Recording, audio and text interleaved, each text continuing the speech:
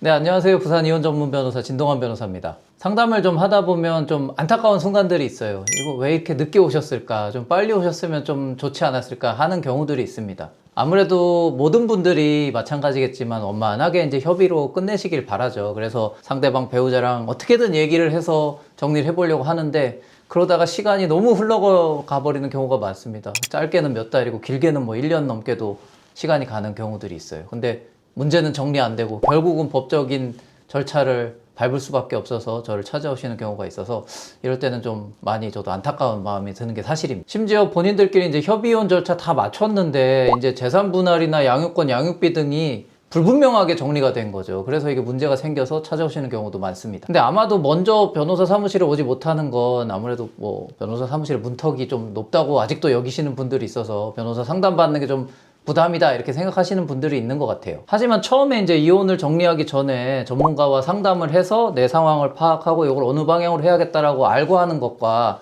그냥 아무것도 모른 채로 그냥 좀 주먹구구식으로 해서 정리한 다음에 이걸 나중에 수습하려는 건 좀 천지 차이가 날 수밖에 없습니다.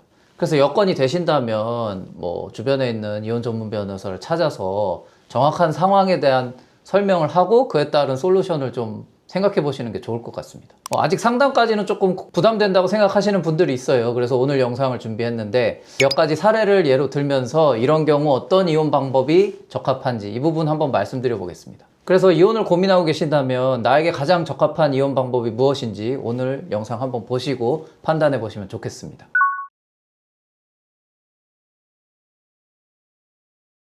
잘못은 남편이 해놓고 재산을 한 푼도 안 주겠다고 할 때가 있습니다. 이럴 때 어떻게 해야 될까요? 예를 들겠습니다. 결혼 생활이 한 10년 정도 됐고 부부 재산으로는 아파트가 남편 명의로 뭐 8억 원짜리가 있다고 할게요.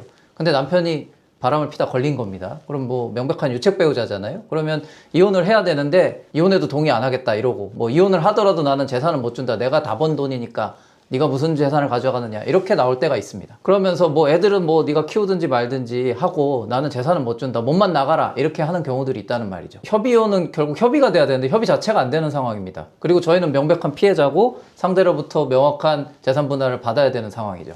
그렇다면 저는 소송을 추천드립니다. 명백한 외도 증거를 바탕으로 위자료를 청구하고 재산 분할도 기여도를 잘 따져서 저희가 뭐 예를 들어 전업주부라고 치면 5대5까지 가능하기 때문에 그런 부분 주장해서 재산을 최대한 확보하는 전략으로 가시는 게 좋겠습니다. 그리고 남편의 재산이 뭐가 있는지 구체적으로 모를 수도 있으니까 재산 조회나 이런 것들도 소송 절차에서 전부 확인하면 되겠죠. 유책사유 중에 이제 폭력 같은 경우 지속적인 폭행이 있어서 더 이상 나는 너무 견디기가 어려워서 어떻게든 일단 이혼만 하고 싶어요. 재산은 나중에 신경 쓸래요. 하시는 분들이 있을 수 있는데 그래도 이혼 소송을 할 때 재산까지 같이 정리하는 게 낫습니다. 나중에 다시 정리하는 건 상대의 유책 사유는 다 다른 판단으로 없어져 버리고 이제 재산 분할만 드라이하게 남기 때문에 어떻게 보면 이제 여러 가지 고려를 할 때 그런 배려 같은 게 조금 부족할 수도 있기 때문이죠. 우리가 명백한 피해자로 확인이 될 때 그걸 가지고 위자료 청구와 재산 분할 청구 그에 따른 뭐 양육권과 양육비 주장까지 같이 하는 게 더 효율적이라고 말씀드립니다. 이혼이나 재산에서 큰 부분 다 합의가 됐는데 이제 세세한 거가 끝까지 좁혀지지 않는 경우 어떻게 해야 될까요? 예를 들어 부부가 있는데 공동재산 잘 관리해 와서 자기들 나눌 재산이 얼마인지 뻔히 알고 있습니다. 그래서 재산 부분 이렇게 나누자 이렇게 정리가 됐는데 이 재산을 집을 팔아서 나눠야 되는데 그 돈을 언제 어떻게 줄지 양육비의 액수가 약간의 차이가 있다든지 아니면 면접 교섭을 해야 되는 일정을 잡는 게 조금 의사가 다르다든지 어떻게 보면 이때 자존심 싸움이 되면서 절대 굽히지 않는 쪽으로 가는 경우가 있거든요. 이러면 협의는 뭐 교착 상태에 빠지고 협의가 진전이 되지 않죠. 저는 이렇게 시간만 늘어지는 게 가장 아깝다고 생각합니다. 따라서 이럴 때는 법원에 조정을 신청하는 게 방법입니다. 조정 중재하는 조정위원들이 있기 때문에 중재를 해주시거든요. 뭐 중재하는 방식은 보통 이렇습니다. 신청인, 피신청인이 있다고 칠게요. 그러면 신청인 쪽 먼저 얘기 들어보겠습니다 하고 피신청인 내보내면 신청인하고 얘기하면서 그래도 이런 건 이렇게 하셔야죠. 뭐 이렇게 하시면서 조금 양보하시죠 하면서 약간 물러나게 하고 반대도 마찬가지입니다. 뭐 피신청인 들어오게 하고 신청인 나가게 한 다음에 이런 거는 뭐 재판 가도 이렇게 될 건데 이렇게 하시는 게 낫지 않겠습니다. 입장을 조금씩 이렇게 양보를 시켜서 결국 절충점을 잡는 거죠. 이 조정하시는 분들은 조정을 원만하게 하시는 게 목표이기 때문에 양쪽을 최대한 합의하게 하고 화해하게 해서 원만한 결정을 내릴 수 있도록 도와줍니다. 그래서 이렇게 큰 틀에서 문제가 정리되고 세부적인 내용이 다툼만 있다면 소위 말하는 자존심 싸움은 거기서 조금 내려놓으실 수 있고 그래 법원에서 중재를 이렇게 해줬으니까 이 정도로 끝내자 라고 원만히 합의에 이르게 될 수 있기 때문에 이런 경우라면 조정위원을 추천드립니다. 조정이혼 절차에서 한 가지 아쉬운 부분이 있을 수 있는 건 이제 각 가정법원마다 조정 일자가 잡히는 게 조금 다를 수 있다는 점입니다. 제가 주로 사무를 하는 부산 지역의 경우는 조정 사건이 조금 늦게 잡히는 거는 있어요. 그런 부분도 제가 감안해서 설명을 드리기 때문에 당사자분들도 나는 지금 당장 시간적으로 너무 급한 건지 아니면 시간 여유가 조금 있으신지 이런 부분까지 같이 고민해 보시는 게 좋겠습니다. 특히 조정이혼하고 이혼 소송하고 재산에서 조금 차이가 나는 건 두 분 재산 뻔히 다 안다, 내가 더 확인 안 해도 된다, 이럴 때 조정하시는 게 낫다는 말씀입니다. 재산 자체를 모르겠다, 그럼 분모가 달라지잖아요. 분모가 잡혀야 뭐 5대5든 40대 60이든 곱하기를 해갖고 내 몫이 확인이 되는데, 재산 확인이 안 된 절차가 있다고 하면 그건 소송을 통해서 명확하게 양쪽 재산 다 파악하고 정확하게 룰을 잡으신 다음에 판단을 받으시는 게 나을 수 있습니다. 남편과 아내가 다른 건 다 동의가 되는데 양육권에 대해서 한 채 양보가 없는 경우가 있습니다. 이런 경우 어떻게 해야 될까요? 제가 실무를 수행하다 보면 가장 극심하게 다투는 경우가 바로 양육권입니다. 양육권에 대해서 양쪽이 다투면 어떤 정도로 다투냐면, 내가 내 의사로 아이를 포기하는 일은 없다, 다만 판사님이 정해주면 그건 어쩔 수 없지,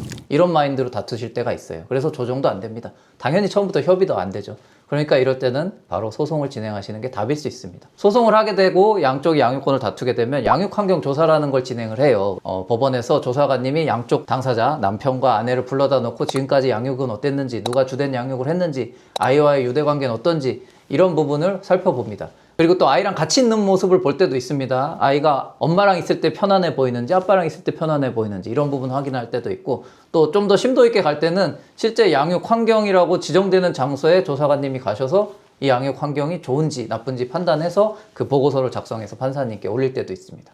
그래서 이런 모든 절차를 거쳐서 판결을 통해서 결국 양육권자가 지정되기 때문에, 아까 말씀드린 대로 나는 끝까지 양육권을 다투겠다, 그러면 처음부터 그냥 소송을 진행하셔서 법원의 판단을 받으시는 게 좋습니다. 그리고 소송을 하게 되면 소송이 좀 길어질 수도 있잖아요. 그래서 그 임시 양육자를 지정하는 절차, 사전 처분 절차가 있습니다. 그래서 어떻게 보면 빠르게 먼저 양육권이 확인이 되는 경우가 있죠. 물론 뭐 임시 양육자로 결정됐다고 해서 그게 100% 유지되는 건 아니지만, 상당 부분은 그 임시 양육자로 지정된 양육자가 최종 양육자로 지정되는 경우가 많다 보니까 이 극심한 다툼을 어떻게 보면 조기에 어느 정도 정리하는 효과가 있을 수도 있습니다. 이혼은 해야겠는데 상대방 배우자 재산이 뭐가 있는지 전혀 모르는 경우가 있습니다. 이럴 때 어떻게 해야 될까요? 아내분은 전업주부로 아이들을 계속 키워왔어요. 근데 남편은 밖에서 사업을 했죠. 그러니까 일반 직장인도 아니다 보니까 소득도 불분명합니다. 그냥 남편이 가져다주는 일정한 생활비를 갖고 생활을 해오신 분이에요. 근데 이제 이혼을 해야겠다고 판단이 됐고 이혼 사유도 확인이 된 상황입니다. 근데 남편 재산을 몰라요. 이런 경우 협의할 수 있을까요? 협의가 어렵죠. 협의하려면 협의의 전제가 있어야 되는데 재산 자체가 확인이 안 되지 않았습니까? 그래서 재산을 확인하는 절차를 거치는 게 좋겠다라고 말씀드립니다. 그러면 재산을 확인하는 절차를 거치려면 소송 단계를 밟으시는 게 어쩔 수 없는 선택이다, 이런 말씀을 드리겠습니다. 소송을 하게 되면 양쪽 재산을 다 밝혀보자, 이런 제도가 있어요. 재산 명시 신청이라고 해서 이 법이 정한 형식대로 그 재산의 내역을 밝혀야 됩니다. 그러니까 이거 가짜로 쓰면 어떡하냐 말씀을 하시는데, 법원에 대해서 사기를 치는 게 돼서 형사범죄 문제될 수 있습니다. 변호사가 있는데 그거 가짜로 써낸다는 건 생각하기 어렵기 때문에 법이 정한 형식대로 재산이 확인될 거라고 신뢰하시는 게 좋겠습니다. 그래서 재산 조회를 하게 되면 각 금융재산, 보험, 주식 다 살펴볼 수 있고, 지난 2년, 3년간의 계좌 거래 내역까지 다 볼 수 있습니다. 계좌 거래 내역을 봤는데 내가 모르는 큰 돈이 최근에 나갔다. 그럼 이거에 대해서는 설명을 요구할 수 있죠. 근데 설명을 못한다? 그러면 그 돈은 은닉한 걸로 봐서 재산에 집어넣고 판단할 수 있고, 근데 그게 정당한 사유에 따라서 나간 돈이다. 그러면 그 돈은 어쩔 수 없이 나간 돈이니까 빼고 계산하고, 이런 식으로 재산을 정리하게 됩니다. 그리고 사업하시는 분들이라면 보통 법인을 세워서 하실 때가 많아요. 그럼 법인은 주식이 있는 거죠. 법인은 별개 인격체입니다. 그래서 법인에 부동산을 갖고 있으니까 그 부동산을 그대로 재산에 넣어야 된다, 그렇게 되진 않고, 법인의 이제 재무제표를 확인해서 법인의 주식 가치를 산정하게 됩니다. 이 주식 가치가 산정이 되면 이 주식을 남편이 100% 들고 있다. 그러면 1만 주가 100%라고 하면 주식 한 주당 가치가 얼마고 1만 주를 곱하면 재산이 얼마가 플러스 돼야 된다. 이런 식으로 재산에 반영됩니다. 그리고 그냥 개인 사업 하시는 분들의 경우도 있죠. 근데 개인 사업이 그냥 통상적인 범위에서 이제 소소하게 하시는 거라면 그냥 그 가계 임차 보증금 이런 정도 라든지, 아니면 확인되는 권리금이 있다고 하면 그런 정도 재산에 넣을 수는 있습니다. 근데 개인 사업장이라 하더라도 상당히 소득이 높은 곳이 있을 수 있습니다. 아주 잘 되는 식당이라든지, 아니면 병원을 운영하시는데 매우 높은 수익을 올리신다든지, 그러면 이 부분에 대해서는 영업평가가 가능합니다. 왜냐하면 소득 자료를 다 내놓고 세금 신고를 하셨기 때문에 수집을 해서 그걸 가지고 이 병원의 가치, 이 사업체의 가치를 판단해서 재산 분할의 대상으로 넣으실 수도 있습니다. 상대 쪽 재산을 모를 때 그냥 협의를 하시게 되면 다 빼놓고 계산할 수가 있어요. 그래서 의심해 보셔야 될 포인트가 뭐냐면, 상대가 왜 이렇게 우호적으로 나누자고 하지? 이혼을 동의하면서? 그러면 첫 번째로 의심할 만한 게, 여자 생겼나? 이혼은 하기로 했어. 그건 알겠는데 숨기는 재산이 있나? 이런 부분 한번 생각해 보셔야 됩니다. 너무 좋은 조건을 내세운다는 건 자기가 그거 빼고도 남은 게 있을 수 있다는 게 있을 수 있죠. 그러면 확인해 보실 필요가 있습니다. 모든 내용에 대해 이혼에 대해서 다 합의가 다 됐습니다. 어떤 절차를 통하는 게 제일 빠를까요?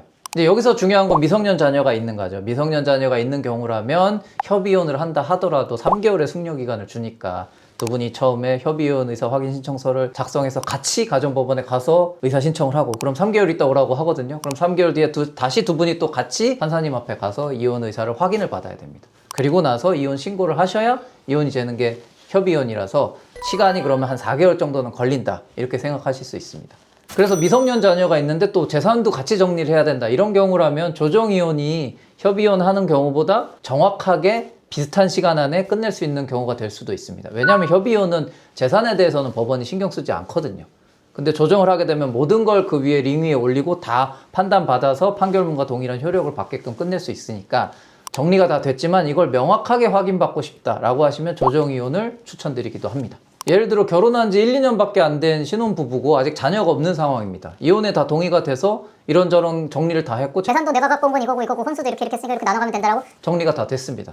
이런 경우라면 협의혼이 가장 빠르죠. 미성년 자녀가 없기 때문에 숙려기간이 없어서 협의혼 신청하고 한 달 뒤에 다시 가셔서 확인하면 끝나기 때문에 사실상 한 달 조금 넘는 기간 안에 이혼 절차가 마무리될 수 있습니다. 그리고 조정이혼의 가장 좋은 점 중에 하나는, 예를 들면 연예인들 이혼하는 거 보실 때 당사자가 출석 안 하잖아요. 마찬가지입니다. 대리인이 대신 가서 조정해서 끝낼 수 있다. 그러니까 당사자분들이 단 한 번도 대면하지 않고 끝낼 수 있는 부분도 하나의 장점이 될 수 있습니다. 물론 협의는 아까 말씀드렸다시피 자녀 양육 교육 뭐 이런 까지 하면 3번 정도 보셔야 될 수 있거든요. 그거 자체가 너무 고통스러운 분들이 있을 수 있습니다. 그래서 그럴 때는 대리인을 선임해서 조정이혼 신청하고 조정을 통해서 끝내게 되면 당사자분은 상대방을 아예 대면하지 않고 그 상태에서 명확한 판결문과 같은 효력을 갖는 조정조서를 받아서 이혼 절차를 마무리하실 수도 있습니다. 명백한 유책 사유로는 보이는 게 없는데 이혼은 해야겠다고 결심하는 경우는 어떻게 해야 될까요? 예를 들면 10년 정도 된 부부가 있다고 칠게요. 근데 성격상 차이가 너무 심한 겁니다. 그래서 다툼이 많아요. 그 다툼이 폭언, 폭력이 있는 그 정도 다툼은 아닌 거죠. 그래서 이게 명백하게 유책 사유가 있는가라는 부분에 의문이 있을 때, 그런데 한쪽은 이혼을 결심할 수 있고 한쪽은 이혼을 못 하겠다고 할 수 있죠. 이런 경우가 어떻게 보면 제일 어려운 케이스입니다. 협의는 안 되겠죠, 이혼 안 한다고 하니까. 근데 나는 이혼을 결심했잖아요. 그러면 이걸 어떻게 해야 될까? 그래서 법원에 조정을 신청할 수도 있고 소송을 신청할 수도 있습니다. 다만 이제 유책 사유가 명백하지 않은 경우니까 조정 신청을 하는 게 아무래도 상대를 조금 덜 자극하는 방안이 될 겁니다. 그럼 조정을 가게 되면 조정위원들이 이런 사정에 따라서 이렇게 해보는 게 어떻겠냐라고 제안도 해주고 하니까, 내 얘기만 들었을 때는 말이 통하지 않던 사람이라 하더라도 법원의 실무자들이 얘기했을 때는 다른 생각을 할 수도 있겠죠. 그래서 조정이 될 수도 있고 그렇습니다. 그런데 다만 조정이 안 된다. 그럼 자동으로 소송으로 바뀌게 됩니다. 그럼 이제 저희는 그동안 힘들었던 점을 잘 증빙을 하고 설명을 해서 가사조사를 받아야 될 수 있습니다. 가사조사를 받게 되면 두 분 사이의 갈등이 얼마나 심했는지를 한번 두 분을 모셔놓고 이야기를 듣는 거죠. 편하게 표현하면 대질조사 비슷한 겁니다. 예를 들면 25년 1월 7일 날 이런 일이 있었는데 라고 하면 그 얘기를 하는 겁니다. 그러면 실제 겪으신 분은 그게 얼마나 힘든 일인지 얘기하실 수 있잖아요. 그래서 그런 게 다 쌓이면 이 두 분의 관계는 파탄이 난 것 같다. 이걸 혼인관계를 유지하기는 어려울 것 같다라고 판단이 든다면 가사조사관 보고서가 그런 방식으로 쓰일 수 있습니다. 그러면 이혼이 되실 수도 있는 거죠. 다만 유책성이 없다는 걸 제가 전제로 말씀드렸기 때문에 무조건 된다 이런 말씀은 아닙니다. 그리고 이런 경우 중에는 보통 상대가 내가 무슨 잘못을 했냐고 하면서 아무 협조를 안 하는 경우가 있습니다. 그럴 때 법원에서는 부부 상담을 받게도 해주거든요. 그럼 부부 상담 받아보면 거기서도 이제 뭔가 변화가 생길 수 있는 거죠. 절대 변하지 않을 사람일 수도 있고, 아니면 그동안 몰랐던 오해가 약간 해소가 돼서 서로 좀 노력을 해보자고 정리되는 경우도 있습니다. 어떤 경우가 됐든 가만히 속으로 마음만 사귀고 있는 경우보다는 문제 해결의 가능성이 생기는 거니까 저는 그쪽 방향이 낫지 않겠나라고 말씀을 드립니다. 조정이혼 신청을 하거나 소송을 하게 됐을 땐 명백하게 글이 들어가잖아요. 그럼 글을 받아본 상대 배우자는 그냥 말로 할 때는 이혼하지 않겠다고 했다가도 글을 보고서는 이 사람이 진짜구나 이 마음이. 그럼 나도 회복이 안 될 수도 있겠구나. 그러면 상대도 자신의 행복을 생각할 수도 있잖아요. 그럼 이 혼인관계는 나도 정리를 해야겠구나라는 판단을 할 수도 있다는 거죠. 뭔가 변화가 생기게 하려면 액션이 들어가야 돼서 조정 신청이나 소송 제기를 한번 고려해 보십사라고 말씀을 드리는 겁니다. 가만히 있으면 아무것도 안 변하니까요. 근데 제가 지금까지 4-5가지 케이스를 말씀드리면서 상황별로 어떤 방향이 좋겠다고 말씀드렸습니다. 물론 각자가 다 처한 상황이 다르기 때문에 딱 맞출 수는 없겠죠. 그래서 좀 전문적인 상담을 받아보시는 게 필요합니다. 너무 상담에 대해서 거부감을 갖거나 문턱이 높다고 생각하지 마시고 편하게 가셔서 본인의 상황을 이야기하시고 어떤 방향이 맞을지 같이 고민해 보시는 게 어떻게 보면 장기적으로 봤을 때는 본인의 행복을 위해서 더 중요한 일이 아닌가 싶습니다. 다음에 다른 영상으로 찾아뵙겠습니다. 감사합니다.